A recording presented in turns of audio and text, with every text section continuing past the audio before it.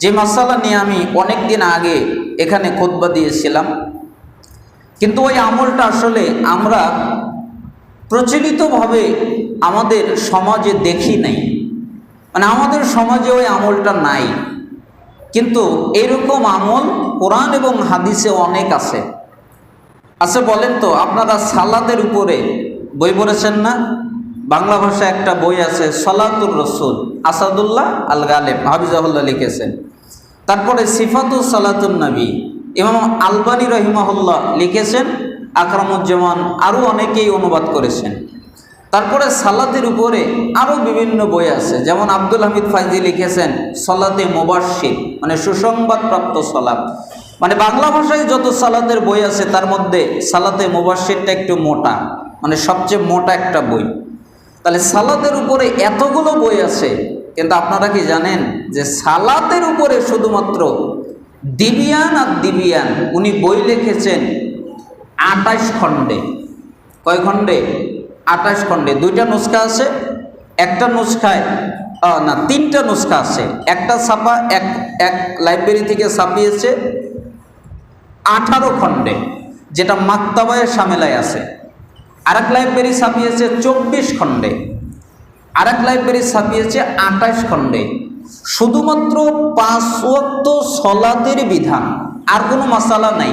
সিয়ামের নাই, হজের নাই, উমরার নাই, আকিদার নাই, তাওহীদের নাই, কোনো বিষয়ে মাসালা নাই। খালি 5 ওয়াক্ত সালাতের উপরে মাসালা। এটা ছোট হলেও 18 খণ্ড। আর 18 খণ্ডের পৃষ্ঠা কত জানেন? এক এক খণ্ডে পৃষ্ঠা 2200-2300 পৃষ্ঠা।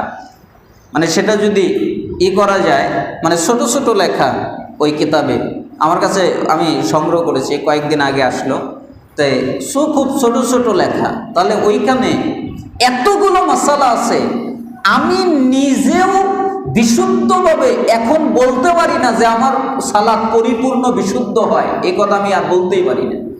কেন?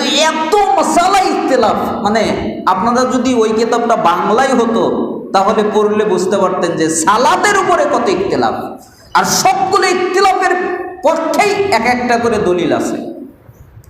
যেমন ওই যে আমাদের দেশে কিনে ইখতিলাফ হয়, বুকে হাত বাঁধা। বুকে হাত বাঁধা নিয়ে ইখতিলাফ হয় না?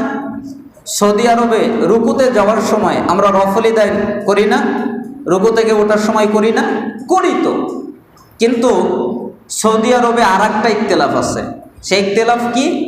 যে রুকু থেকে উঠার পরে হাত বাঁধবে না ছাড়বে। কি ইখতিলাফ? হাত বাঁধবে না ছাড়বে। এই জন্য সৌদি আরবের যত ইমাম দেখবেন, হারামে যত ইমাম সালাত পড়ায়, নববীতে যত ইমাম সালাত পড়ায়, আমি আলহামদুলিল্লাহ হারামে খুব ইমামের কাছাকাছি পড়েছি, নববীতেও ইমামের কাছাকাছি পড়েছি। আর মসজিদে নববীর একজন ইমাম আমার টিচার আব্দুল মুহসিন আল কাসেম, তার কাছে আমি বিভিন্ন মতন পড়েছি। তো তার সাথে কথা বলেছি, তার কাছাকাছি দাঁড়িয়েছি, দেখেছি যে তারা রুকু থেকে উঠার সময় আবার বুকে হাত বাঁধে। মানে রুকু থেকে উঠে আবার কোথায় হাত বাঁধে? বুকে। কিন্তু আমরা বাঁধি না। এই বিষয় নিয়ে একটা ইখতিলাফ হয়েছিল। ইবনে বাজ আর আলবানী দুইজন ছোট আলেম না বড় আলেম? বড় আলেম না? দুইজনই বড় আলেম। তো ওই একটা ছাত্র বিন বাজের কাছেও পড়ে, আলবানীর কাছেও পড়ে, মানে দুইজনের কাছে। তখন আলবানী রহিমাহুল্লাহ মদিনায়, আর বিন বাজ রহিমাহুল্লাহ কোনো কারণে মদিনায় গেছেন। আর কোনো কোনো বর্ণনায় বোঝা যায় যে না, তারা দুইজনই এসেছিলেন হজ করার জন্যে, তখন তারা একত্রিত হন। ওই সময় একজন ছাত্র আলবানী রহিমাহুল্লাহর যেটা কামরা সেইখানে যায় এবং তাকে এই মাসালাটা জিজ্ঞেস করে। তিনি বলেন যে রুকু থেকে ওঠার পরে হাত বাঁধার ব্যাপারে আপনি কি বলেন? তখন আলবানী রহিমাহুল্লাহ বললেন যে রুকু থেকে উঠে হাত বাঁধা হলো বিদাত। রুকু থেকে উঠে হাত বাঁধা কি? বিদাত। তার ছাত্রর মাথায় এটা ঢুকলো যে তাহলে হাত বাঁধা যাবে না কেন? এটা হলো বিদাত। এবার চিন্তা করলো, কে রে, তাহলে মক্কার সব ইমামরা বাঁধে কেন? এরপরে সে আবার বিন বাজের কাছে গেল। বিন বাজ রহিমাহুল্লাহর কাছে গিয়ে বলল যে রুকুর পরে উঠে যে আপনি হাত বাঁধেন, এ ব্যাপারে আপনি কি বলেন? তখন উনি বলেন যে রুকু থেকে উঠে রুকুর আগে যেরকম দাঁড়ানো অবস্থায় হাত বাঁধা সুন্নাত, ওই রকম রুকু থেকে উঠেও হাত বাঁধা সুন্নাত। আচ্ছা বলেন তো মাসালা কি দাঁড়ালো? সুন্নাত আর বিদাত। আলবানির কাছে বিদাত আর বিনবাজের কাছে কি? সুন্নাত। তাহলে দুইজনের কাছে ইখতিলাফ দাঁড়িয়ে গেল সুন্নাত আর বিদাত। এবার ছাত্র খুব বিপদে পড়ে গেছে, কি করি? এরকম যেতে যেতে যেতে আবার আলবানির কাছে গেলেন, এবার দলিল খুঁজতেছেন। আলবানী রাহিমাহুল্লাহকে বললেন, আপনি যে বললেন রুকুর সময় হাত বাঁধতে হবে না, হাত ছেড়ে দিতে হবে, দলিল দেন। এবার কি যাচ্ছে? দলিল দেন। তখন উনি বলতেছেন যে দলিল হচ্ছে রাসূল সাল্লাল্লাহু আলাইহি সাল্লাম বলেছেন যে লোকেদের স্ব অঙ্গ স্ব জায়গায় ফেরত যাবে। স্ব অঙ্গ স্ব জায়গায় কি যাবে? ফেরত যাবে। তে রুকুর পরে যদি হাত ফেরত না যায় তাহলে তো সুন্নাত আদায় হবে না। এজন্য হাত বাঁধা যাবে না, হাত ছেড়ে দিতে হবে, মানে স্ব অঙ্গ স্ব জায়গায় ফেরত যাবে। ছাত্র দলিলটা তো বুঝলো, তাই না? এবার গেল বিনবাজের কাছে যে উস্তাদ কি আলবানী রাহিমাহুল্লাহ দলিল দিয়েছেন, তা আপনি দলিল দেন। কিসের দলিল? এই যে রুকুর পরে যে হাত বাঁধতে হবে, আপনি এই দলিলটা দেন। তখন বিনবাজ রাহিমাহুল্লাহ বললেন যে দলিল হচ্ছে যে রাসূল সাল্লাল্লাহু আলাইহি সাল্লাম বলেছেন যে লোকেরা দাঁড়ানো অবস্থায় বাম হাতের উপর ডান হাত রাখবে। আছে না বুখারীর হাদিস না? কি অবস্থায়? দাঁড়ানো অবস্থায়। এবার তুমি বলো রুকু থেকে উঠলে তুমি দাঁড়ানো না বসা? তাই আমি তো দাঁড়ানো। দাঁড়ানো যেহেতু, তাহলে বুখারীর হাদিস অনুযায়ী হাত বাঁধবে, এটাই সুন্নাত। কেন? দাঁড়ানো অবস্থায় হাত বাঁধা সুন্নাত। দেখেছেন দলিল আছে না নাই? বিনবাজেরও দলিল আছে, আলবানিরও দলিল আছে। এবার ওই ছাত্র বিনবাজকে বলতেছেন যে না, আলবানি বলে দিয়েছেন যে স্ব অঙ্গ স্ব জায়গায় ফেরত যাবে, এটাই সুন্নাত। দেখেন বিনবাজ রাহিমাহুল্লাহ, আল্লাহ তাকে রহমত দান করুন, জান্নাতের উঁচু মাকাম দান করুন। আলবানী রাহিমাহুল্লাহ, আল্লাহ তাকেও জান্নাতের উঁচু মাকাম দান করুন। বিনবাজ রাহিমাহুল্লাহ ওই দলিলের জবাব দিচ্ছেন, বলছেন প্রথমত এই দলিল প্রসিদ্ধ কোনো কিতাবে নাই। দ্বিতীয়ত এই দলিলের হাদিসের সনদ সহিহ না।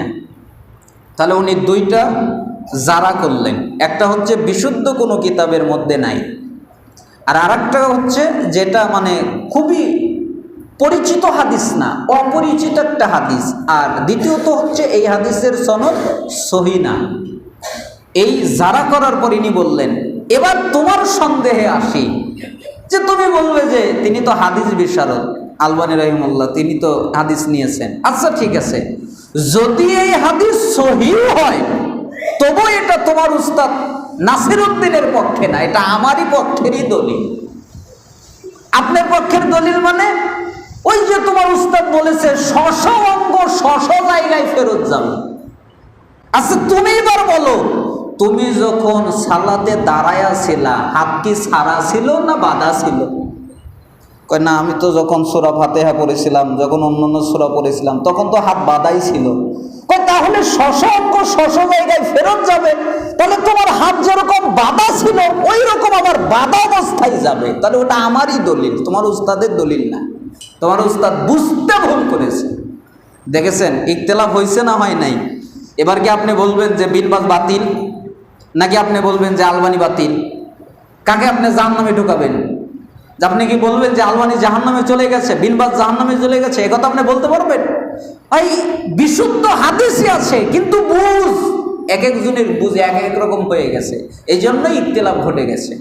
এই জন্য এই সমস্ত মাসালায় চুপ থাকতে হয়। কি থাকতে হয়? চুপ, চূড়ান্ত কোনো মত দেওয়া যায় না। এজন্য যার মনে চায় হাত ছেড়ে দিক, বাঁধার দরকার নাই, বাঁধুক না। যার মনে চায় যে হাত বাঁধতেছে বাঁধুক, সেটা তার ব্যাপার। কেন? এর ব্যাপারে দুইটার ব্যাপারেই আলেমদের ইখতিলাফ আছে। এই জন্য এই বিষয়টা বুঝতে হবে। আরেকটা বিষয় আপনারা বলেছিলেন যে আমি এখানে আলোচনা করেছিলাম যে বসার পদ্ধতি হলো তিনটা, আমাদের দেশে বসার পদ্ধতি হয় হলো দুইটা। আমাদের দেশে কয় পদ্ধতিতে বসি? দুই পদ্ধতি, কিন্তু হাদিসে আছে তিন পদ্ধতি। অনেকে বলেন যে হুজুর আপনিও তো এই পদ্ধতি করেন না। আসলে এই হাদিস নতুন তো, মানে আমাদের আমল করতে একটু সময় লাগতেছে। কেন? মানে আমরা যখন সেজদা থেকে উঠি তখন মনে থাকে না, মানে আগে বসার যে অভ্যাস হয়ে গেছে ওই রকম করেই বসি, মানে মনে থাকে না। বসার পরে মনে হয় আরে কিভাবে বসলেন, সুন্নাত তো হলো না। তাহলে বসার পদ্ধতি হলো তিনটা। একটা হলো ইফতিরাশ। ইফতিরাশ মানে ডান পা খাড়া রাখবেন আর বাম পায়ের পাতার উপরে বসবেন। এই যে এরকম থাকে, তাই না? বাম পা বিছানো থাকে আর ডান পা এরকম খাড়ানো থাকে, ওই বেঁকা থাকে, ওই ডান পায়ের উপরে আমরা ওই পাতার উপরে আর ডান পায়ের উপরে বসি। তাহলে এটা হলো বলা হয় ইফতিরাশ। দলিল কোথায়? মুসলিমের 498 নম্বর হাদিস। তাহলে এই বসার পদ্ধতি কখন? এটার পদ্ধতি হলো 4 রাকাতের মাঝখানের 2 রাকাত, মানে 4 রাকাত অথবা 3 রাকাত, এই সালাতের মাঝখানের বৈঠকে এই পদ্ধতিতে বসতে হয়। তাহলে এটা কোন পদ্ধতিতে বসতে হয়? 4 রাকাত আর 3 রাকাত এর মাঝখানের বৈঠকে এই পদ্ধতিতে বসতে হয়। আর 2 রাকাত যেই সালাত, মানে 4 রাকাত না, 2 রাকাত, যেমন ফজর 2 রাকাত, জুমার সালাত 2 রাকাত, ঈদের সালাত 2 রাকাত, মানে যেই সালাতগুলো 2 রাকাত ওই রাকাতে এইভাবে বসতে হয়। মানে তাওয়াররুক শুধুমাত্র 4 রাকাত 3 রাকাতে হবে, 2 রাকাতেও হবে না, 4 রাকাত 3 রাকাতের মাঝখানের বৈঠকেও হবে না। তাহলে কি হবে? ইফতিরাশ, মানে বাম পা বিছিয়ে ডান পার উপরে বসা। মনে থাকবে? এটা কয় রাকাতে? মাঝখানের বৈঠকে, আর হচ্ছে 2 রাকাতের শেষের বৈঠকে। আরেকটা হলো তাওয়াররুক।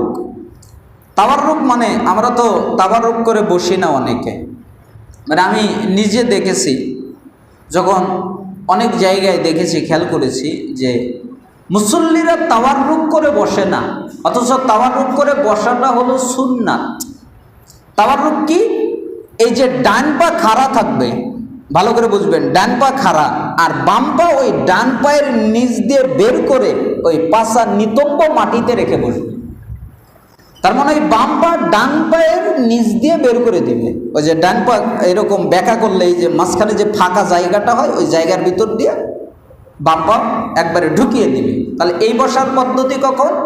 শেষ বৈঠকে 3 রাকাত এবং 4 রাকাত এই সালাতের শেষ বৈঠকে তাওয়াররুক করে বসবে। তাহলে এই বসাটার নাম কি? সুন্নাত। তাহলে এটা হলো সুন্নাতি পদ্ধতিতে বসা। আমরা হানাফি মাযহাব যারা মানি তারা কিন্তু এই পদ্ধতি চিনেই না, বসা তো দূরের কথা, বসে না। আমরা যারা আহলুল হাদিস আছি অনেকে এই পদ্ধতি জানি না, কিন্তু এই পদ্ধতিতে বসতে হবে, এটা হলো সুন্নাত। আরেকটা পদ্ধতি হলো, এটা আমরা আহলুল হাদিসরাও জানি না, এই পদ্ধতিটা কি? এটাকে বলা হয় ইকা। আমি এক সময় এক জায়গায় কথা বলছিলাম ইকা নিয়ে, তখন এক মাদানী আলেম উনি আমাকে বললেন না না না ইকা পদ্ধতিতে বসা নিষেধ। তখন আমি ওনাকে বললাম যে আপনি ইকা পদ্ধতি নিষেধ করলেন, কিন্তু আপনি তো বোঝেন নাই যে ইকা কি। কই ইকা বুঝি নাই মানে কুত্তার মতো বসা। আমি বললাম না, এই জন্যই তো আপনি বোঝেন নাই। ইকার পদ্ধতি হলো 2টা। ইকার পদ্ধতি কয়টা? একটা হলো সুন্নাত পদ্ধতি, আর একটা হলো বিদাতি পদ্ধতি, মানে মাকরু, নিষিদ্ধ পদ্ধতি।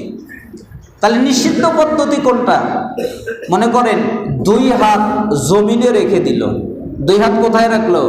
জমিনে, আর 2 পা এরকম খাড়া করে 2 পায়ের উপরে বসলো, আর 2 হাত কোথায়? জমিনে। তাহলে এটা এইভাবে কে বসে? কুকুর বসে। তাহলে এইভাবে বসা কি? হারাম, নিষেধ। কেন? এটাও ইকা, নাম এক হলেই পদ্ধতি এক হয় না।